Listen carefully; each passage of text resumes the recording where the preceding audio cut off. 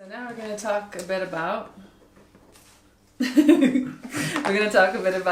the value of visible access and get to that through a few other things.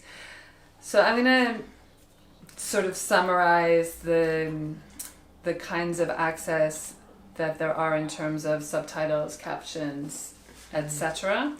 in theatre and film.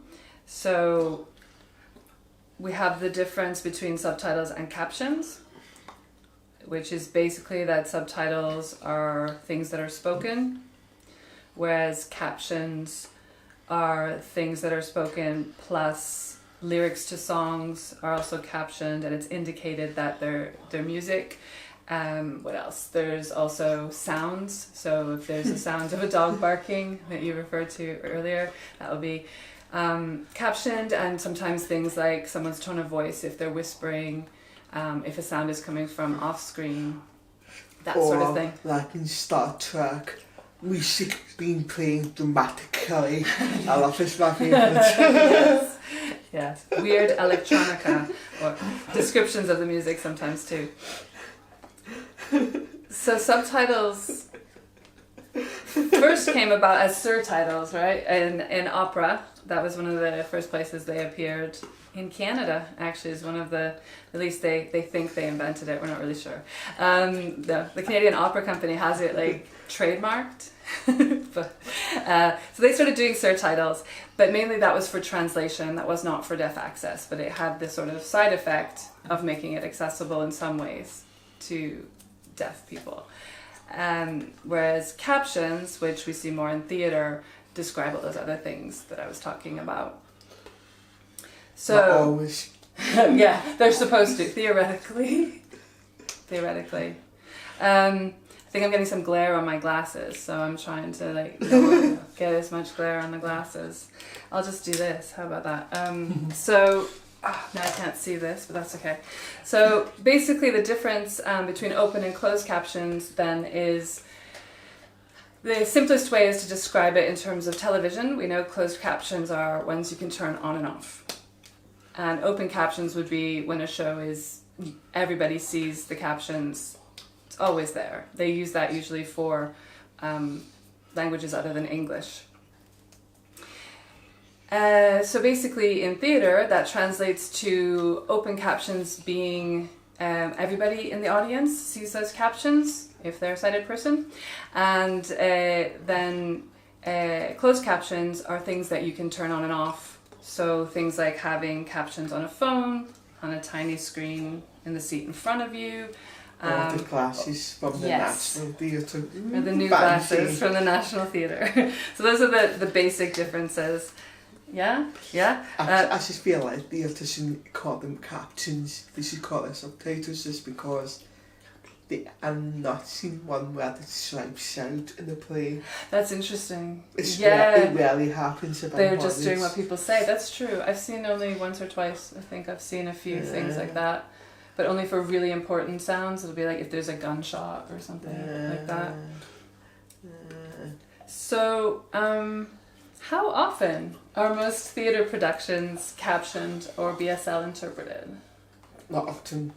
Not often at all. Yeah. And I got one thing I can remember to remember. It's not often, like, if I'm lucky to be one, we'll have one BSL interpreted, so maybe two captions by exciting, just for that, but at the same time, but we'll talk about like with Yvonne, she is right that there are people that request them to be separate. I remember that growing up, but now my needs have changed. I want them both at the same time, but not every. There are people with like that. Just like one that has both and one with the BS and have to want the caption. But the issue is that they're not almost on at the right time. Maybe it's like Tuesday afternoon outside, but there people have jobs. I'm lucky that it started to change, that you get them on a Friday night or Saturday night as well. And I think one of the things that's odd too is that sometimes even when it's closed captioning, like something that's available for your phone or whatever, those are still only available for one or two shows instead of for the entire show in some cases. with the glasses, supposedly, like you can use them at every show. And the natural beauty there, because I went to a show called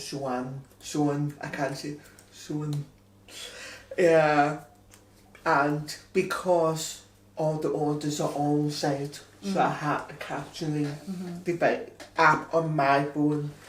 So I was looking, but my biggest issues are the people's attitude to accessibility, and I often get people going, put your phone away, and that is Captions, thank you very much. And one of my friends from America, she went to see a Broadway show, and she was watching the Caption, but the actor kept going, put your phone away, and telling the other actors she's on her phone, put her away. So she's like really offended. It was her accessibility. It's like, even if they go and see in the cinema, you might have heard the story many times in the news that some often deaf people arrive at the cinema to a Caption show, but turns out it's not Caption anymore, or they arrive, and then a lot of hearing people complain about the captions or subtitles on the screen, and sometimes they will have turned it off, but them. But I was sad, but deaf people need them. I mean, it just pisses me off because there's so many shows, and you happen to pick the one that is accessible. Captions. And then complain. Yeah, isn't there a running joke about like getting free coupons to another show at the cinema in the UK? Because they're just like, sorry, the captions aren't working, so you can come back again and the captions won't be working. Then it'll probably happen again, and look, it's just like an everlasting, never-ending free coupon. So there's some debate as to what people prefer and whether things like glasses in cinemas or in theaters suit most people, and also the idea of being made visible. So you're like made visibly different, right? Because you've got the special thing, or as you're saying, you've got the phone, and then people see you as a distraction, right? Or as an annoyance, as opposed to just being able to go and enjoy the show. I just don't see why people complain about visible open access. Like, it doesn't put them at a disadvantage. I understand some people, some disability, or I can't say that I want real. Neurodivergent. Yeah, I understand that maybe in some cases it's not accessible to them, but we still got more option of them not being there than them being there. But I suppose it's very, I just want to see more open for me, because holding a phone, it's heavy to me. I have to hold it, it's not comfortable. Or classes, it depends on what classes you have, on top of having that classes on top as well. It's just like, we have to be uncomfortable at other people's expense. Well, yeah, it does. It feels like it's this idea of developing all these technologies so that we can be invisible, right? If you need captions, and captions are useful to so many people, right? They're useful to people learning a language, to a lot of neurodivergent people, to deaf people, and not everyone's going to seek out or be able to go to that one show that is captioned. And there's a lot of theatre. Sorry. That was. I almost cut you off for a huge second. You talked too much.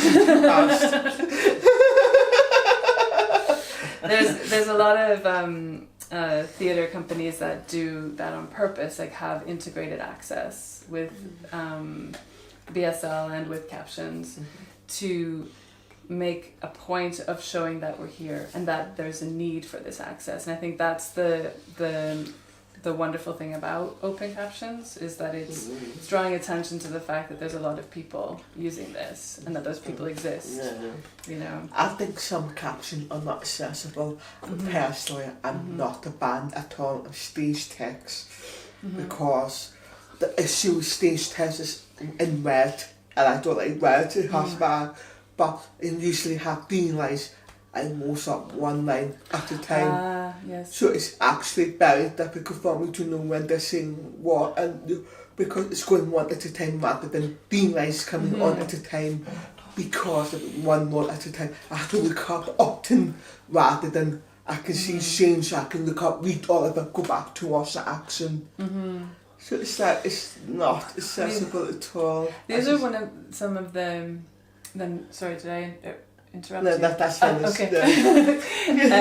These are some of the things with the technology that are good, in that if you have in the back of the seat at some of the opera companies, for example, you can choose from various languages. You can choose how many lines to display. You can choose the color, the font, depending. I mean, a lot of the fancier places have that, and with your phone you can sometimes do this as well. And supposedly, I think the glasses have a bit of choice as to how many lines and font and that sort of thing. But we can choose normally. That's and that. But like, I was working on the show. I was assisting a person called Daniel to create Caption. Like, he had to use a software called CoolLab, but we use projection instead, so it could be much more creative, but it's also a lot more expensive, I suppose. So you need to apply for funding. Obviously, budget is, oh my god, budget funding. So I think that's one of the things that come in. But the other thing that I should remember is Caption rarely include accents. So it's like, I can never know what accent sometimes happen now. I'll be like, I'm not listening, I'm not looking at the caption because I can't quite back out what I want to know. Because that for me as a deaf person who can hear, I want to be able to know, but also that can provide extra information we can't hear, I can't hear. Yeah, there's so much that other people are taking in, like hearing people are taking in someone's class, potentially. Exactly. What country they're from, these kinds of things, and you're just given the information as if everyone's speaking the same. Especially if it's such a working class production. And it does come into play a lot, but we just don't get that information at all, so we might be confused for half of us as why they treated that person differently. But realising that voice is so powerful that people judge other people based on their spoken voice, the accent, how clear they speak. So it's a bit like... Yeah. And remember that one time when we went to, was in London, and they used HIS. Oh, good. Had a cinema that will remain nameless. Yeah. Oh my god. Because they had one book Caption. Yeah, they had different logos in the program about what kinds of access were available, and one of them said his in giant letters. And we were like, quickly. I realised it was like hearing impaired subtitles. That's another thing you should never call hard of hearing people hearing impaired. I know some people want to call themselves that, but for marketing purposes you should never say hearing impaired, because that's how a negative word, hearing impaired subtitles, but it's not accessible because you didn't even know it's Caption or subtitles, because nobody knows what HIS is. Oh my god. Yeah. I mean, on that note, one thing we didn't say earlier was that, like, self-identification for anyone is key. So if someone wants to call themselves hearing impaired, all the power to them, but that's not a term that most deaf people would use or look for. As in a logo. His. We're like, where's hers? Where's theirs?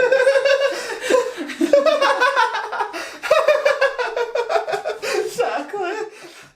I don't know how you feel about the political importance of visible access. Like, is it? Yeah. Big Bell is some visible access not accessible to some people, but the more we have visible access, the more it'll be normalised, the more people know that deaf and disabled people exist. One thing that we didn't say was about how more and more people are starting to use captions on their phones in general while they're at work, cheekily watching a video, pretending to work or something. Hearing people are using captions a lot. So there perhaps is hope that people are going to think of them as less intrusive. I think maybe generationally, people who are more engaged with YouTube and this sort of thing on a daily basis. I had such an interesting conversation with my wife about like how we think there's a lot of caption on Facebook video, and how they would initially decide to hear people going out not having their headphones in because they watch videos in the public.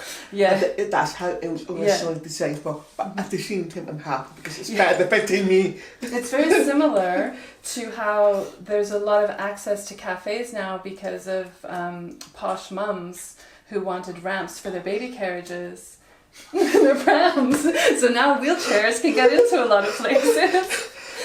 Because there was a lot of, I mean, it's great to have access for mums too and dads. So they will provide the accessibility to people in pram, but not to wheelchair yes, people. These are the ways people, like, wheelchair people with wheelchair nieces for this. Yeah, so like there's a sort of like side effect, you know, it's like the access wasn't really meant for deaf or disabled. Is that what we call it? Posture discrimination? Yeah. Or something like that.